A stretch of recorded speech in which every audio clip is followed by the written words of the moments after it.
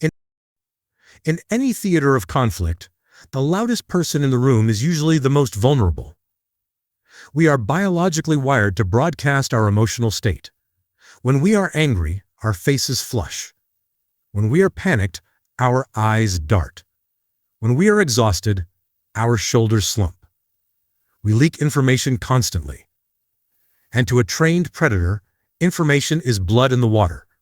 But what happens when you turn off the broadcast? What happens when you build a fortress of absolute, impenetrable silence? Today, we are decoding one of the most terrifying psychological strategies ever witnessed in professional sports: the Borg Protocol.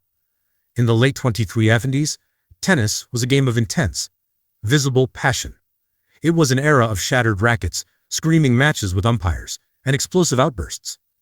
Emotions were weapons. And then came Bjorn Borg. They called him the Iceman. But this was not just a catchy nickname. It was a highly calibrated psychological weapon. Borg understood a fundamental truth about human behavioral profiling. If you give your opponent nothing to read, they will begin to read their own insecurities into your silence. Imagine standing across from a man who does not blink when he loses a crucial point. A man whose breathing does not change when the crowd is screaming. A man who looks exactly the same whether he is winning a championship or facing utter defeat. Psychologists call this the still face paradigm. In clinical experiments, when a subject is met with a completely blank, unresponsive face, it induces deep psychological distress. Humans crave feedback. We need to know our actions are having an effect. When you deny your opponent that feedback, you initiate a devastating mental loop. Let's break down the mechanics of the Borg Protocol. Tactic number 1, the mirror of the void. When a high-conflict personality tries to intimidate you, they are looking for a reaction. They want to see fear, frustration, or reciprocal anger. If you get angry, you have validated their tactic. You are playing their game. Borg did not play their game. By presenting a total void of emotion, he forced his opponents to look into a mirror. Their rage had nowhere to land, so it bounced right back onto them. It made them feel foolish. It made them feel out of control. It drained their cognitive energy while Borg conserved every single drop of his.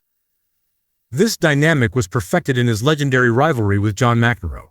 McEnroe was the ultimate emotional aggressor. He weaponized anger. He used rage to spike his adrenaline and intimidate the stadium. Against anyone else, McEnroe's tantrums were a masterclass in psychological dominance. But against Borg, the weapon misfired. McEnroe would scream, throw his racket, and wage war on the officials. Borg would simply walk to the baseline, bounce the ball, and wait. This absolute refusal to engage is a form of psychological erasure. Borg was silently communicating, "Your rage means nothing to me. Your chaos cannot touch my reality." By refusing to acknowledge the emotional storm, Borg effectively gaslit his opponents into doubting their own tactics. But the Borg Protocol wasn't just mental. It was biological. Rumors circulated that Borg's resting heart rate was an impossible 35 beats per minute. Whether legend or medical fact, the reality was that his physiological control was absolute. When you suppress outward emotion, you begin to master your internal biology. Anger and panic require oxygen. They spike your heart rate. They flood your nervous system with cortisol, leading to muscle fatigue and poor decision-making. By enforcing the Iceman persona, Borg kept his nervous system in a parasympathetic state. He was physically operating in a different temporal reality than his opponents.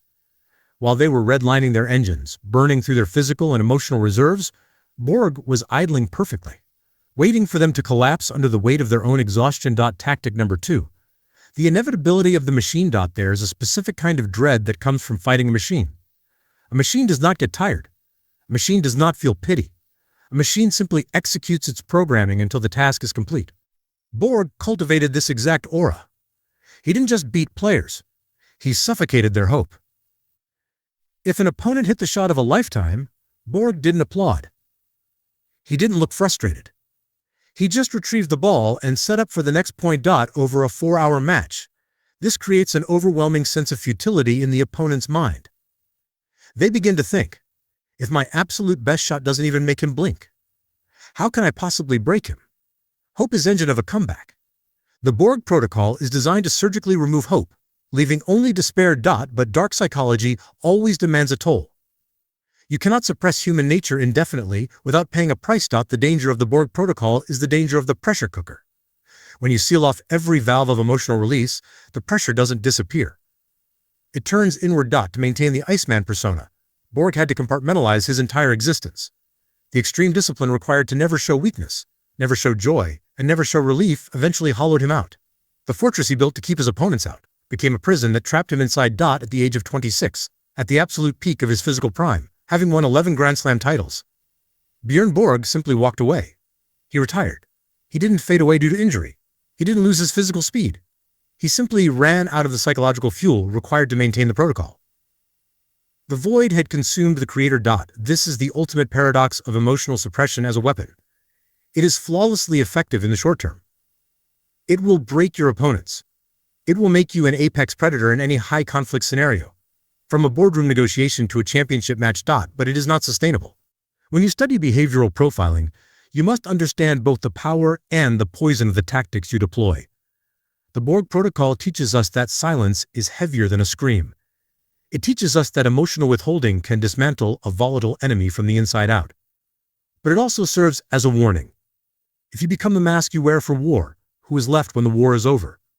If you want to master the art of reading people and understand the hidden psychological warfare happening around you every day, keep your emotions hidden.